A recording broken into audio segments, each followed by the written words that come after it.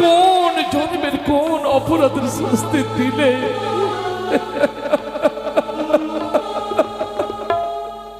দেখো না প্রভু, এই চম্পক চূড়ামণি চাঁদ তোমার কাছে এমন কি চেয়েছিল যে তুমি আজ আজ নির্দয় নিষ্ঠুর হয়ে আমায় কঠিন সাজা দিলে? চোখের সামনে হারিয়ে গেল আবার এক এক করে 6টি সন্তান। যতবার ভেবেছিলাম আমায় আবার এক এক করে 6টি সন্তানের কথা ভুলে যাব, পারিনি। বারবার পুষ্প উত্তরের দিকে তাকালে মনে হয় আমার এক সন্তান এসে বলতো, পিতা আমি নিজের হাতে পুষ্প চয়ন করে তোমার জন্য পুষ্প সাজিয়ে দেবো, তুমি যাবে শিব মন্দিরে। ওই অস্ত্রের দিকে তাকালে মনে হতো আমার এক সন্তান এসে বলতো, পিতা চলো না তুমি আমায় নিজের হাতে অস্ত্র বিদ্যায় পারদর্শী করো। পারিনি। সন্তানের বিরহ জ্বালা বুকে নিয়ে আমি বাণিজ্য যাত্রা এসেছিলাম, ভেবেছিলাম আমি পুত্র শোক ভুলে যাব, কিন্তু ভাগ্যের কাছে হেরে গিয়ে আজ আমার এক এক করে 14,000 মাঝি বলল সবাই চোখের সামনে হারিয়ে গেল।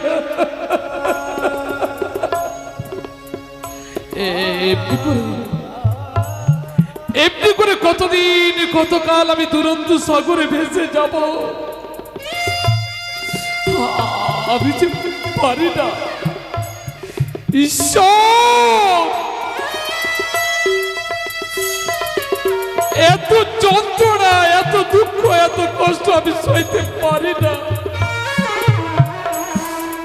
এর চাইতে তো আমার কাছে মৃত্যু শ্রেয়। তুমি আমার মৃত্যু দাও, মৃত্যু দাও।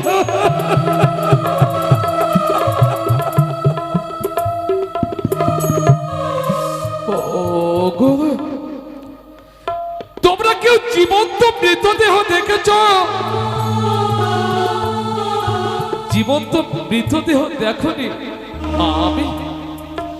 আমি যে একটা জীবন্ত মৃতদেহ, বিশ্বাস করুন আমি হাসতে পারি, কিন্তু নিয়তি আমায় হাসতে দিল না। কাঁদতে মনটা চাইলেও আমি সারা জীবন শুধু এমনি করে কেঁদে গেলাম।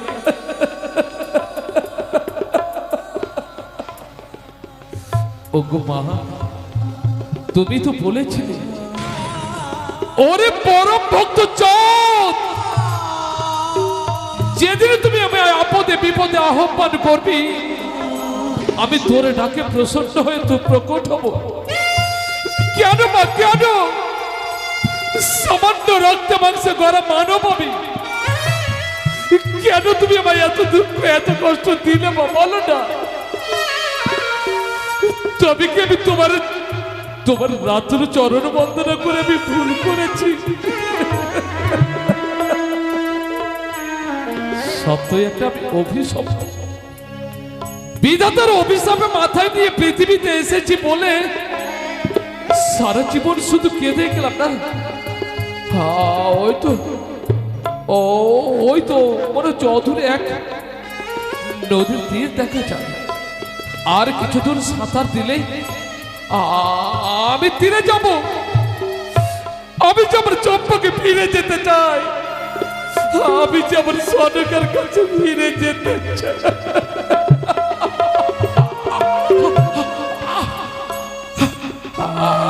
আর পারি না, আর কত নিজের জীবনকে বাঁচিয়ে রেখে কত কত এই দুরন্ত সাগরে আমি সাঁতার দেব।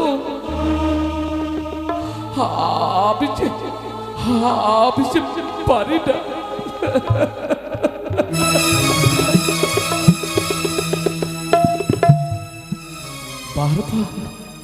বারবার মনে পড়ে সেদিনের কথা।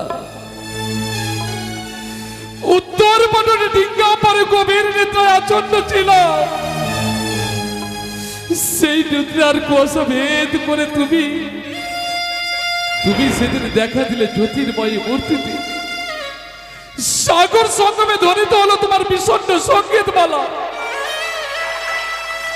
মাগো, চাঁদের হাতে তুলে দিলে তুমি হেতাল জ্যোষ্ঠী দেখো না বাবা।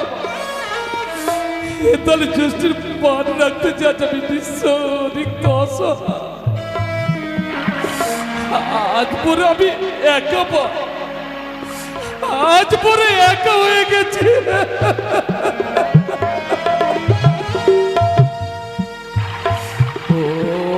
ওই তো অদূরে যদি পাথর ভাঙে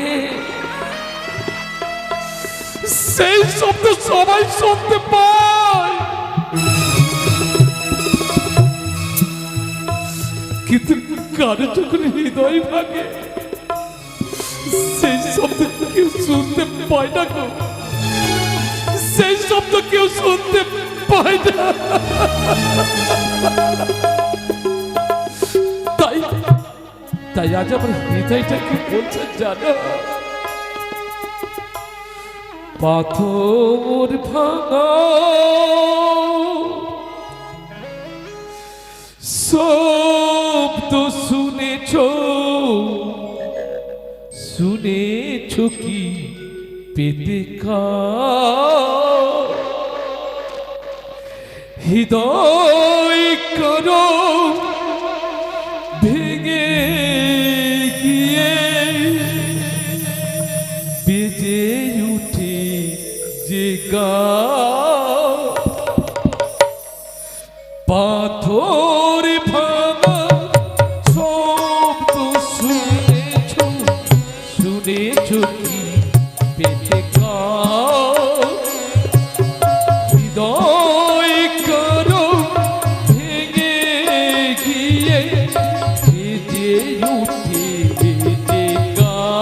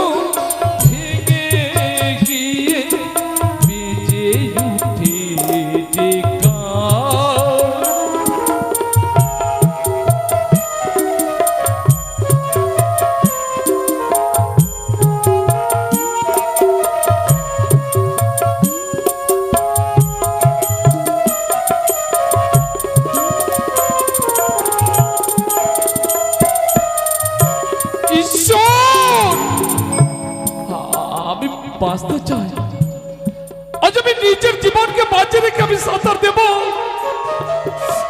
আমি তীরে যাব, আমি তীরে যাব।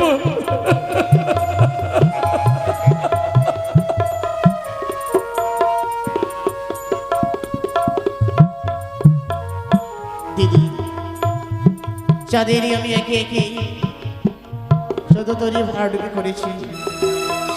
চাঁদ কিনারায় লেগেছে, তবে চাঁদ যে নির্বস্ত্র, যদি তাকে বস্ত্র প্রদান না করা যায় তাহলে দেশে সুখনে উঠতে পারবে না।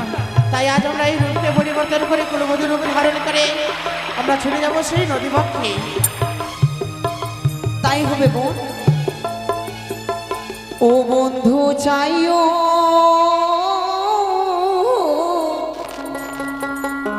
যাইও রে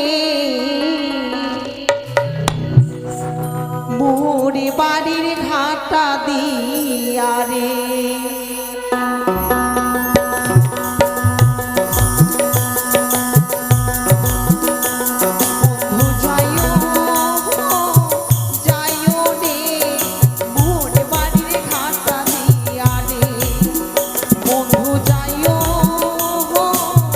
যাইও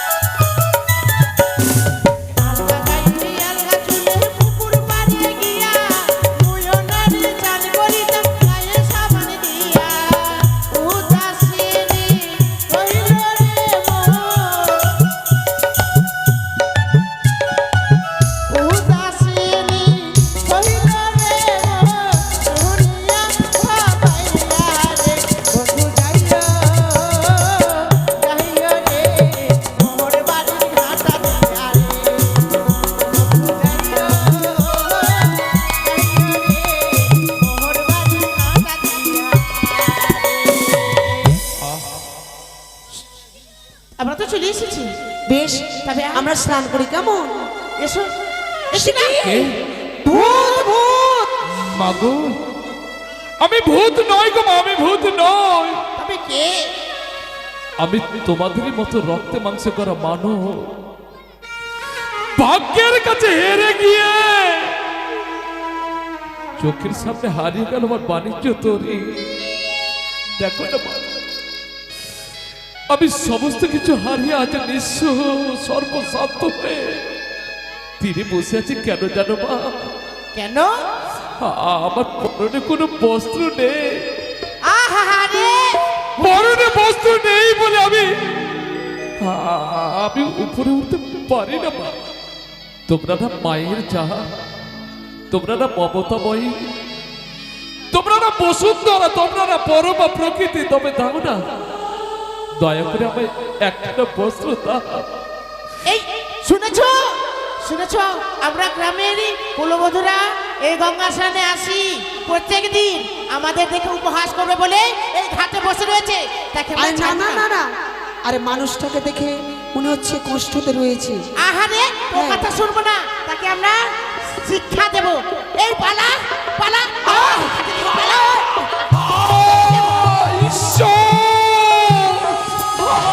আর পারি না।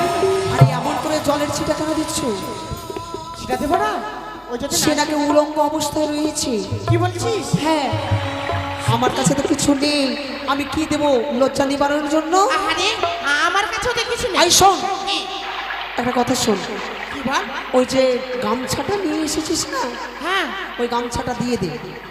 ও তাই? হ্যাঁ, তুই আর যখন শোন বলছিস, শোন শোন শোন, এটা গামছা দেওয়া যাবে না। ওটাই তো। ওই যে ওই শোনো বাবা, ওই অদূরে দেখতে পাওয়া যায় মহাশ্মশান। এখনই একটি মানুষকে দাহ করে গেল, ওখানে যদি যাও তবে নিশ্চয়ই বস্ত্র পাবে। কিন্তু মাগো, তোমরা যদি অমন করে তীরে দাঁড়িয়ে থাকো, আমি কেমন করে যাবো মা? বেশ, আমরা স্নান করে চলে যাচ্ছি।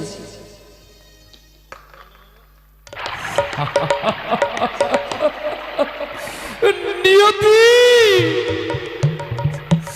এই আমার ভবিতব্য, এই তুমি আমার ললাট লিখলে। একদিন আমি চম্পকের পবিত্র সিংহাসনে বসে যারা অন্যের জন্য হাহাকার করে কেঁদেছে তাদের দিয়েছি অন্ন, যারা বস্ত্রের জন্য কেঁদেছে তাদের দিয়েছি বস্ত্র। কিন্তু আজ আমার লজ্জা নিবারণের তরে, যেখানে হাজার হাজার মানুষের অহংকার বিসর্জন হয়ে যায়, শেষ পর্যন্ত ওই পবিত্র শ্মশানের শবদেহের বস্ত্র পরিধান করব না। না, আমাকে যে মারতে হবে, আমি যাব, আমি শবদেহের বস্ত্র পরিধান করে আমি আমার চম্পকে ফিরে যাব।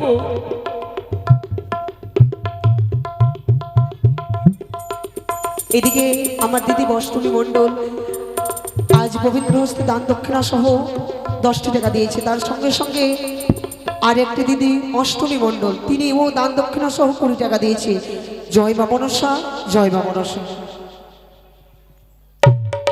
কিন্তু কিন্তু খোদার জ্বালায় যেমন অনল জ্বলে চায়, আমি যে পারি না। কোথায় গেলে পাবো আমি এক মুষ্টি অন্ন? কে দেবে? আমি ওই তো অদূরে এক গ্রাম দেখা যায়, সেই গ্রামে গিয়ে বাবুদের কাছে মায়েদের কাছে আমি করুণ প্রার্থনা করবো, বলবো মাগো, আমি যে ক্ষুধার জ্বালা সইতে পারি না, দাও না মা, দয়া করে আমায় এক মুষ্টি আহার দাও। ওগো বাবুরা, ওগো মায়ে,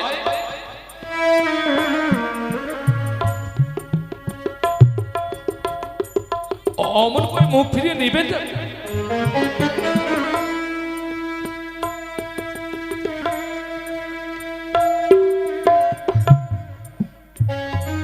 দিন না, আমায় এক মুষ্টি অন্ন ভিক্ষা দিন। আমি সপ্তম দিন নবম রজনী অনাহারে অনিদ্রায় একাকিনী ভেসে চলেছি, আমি যে পারি না।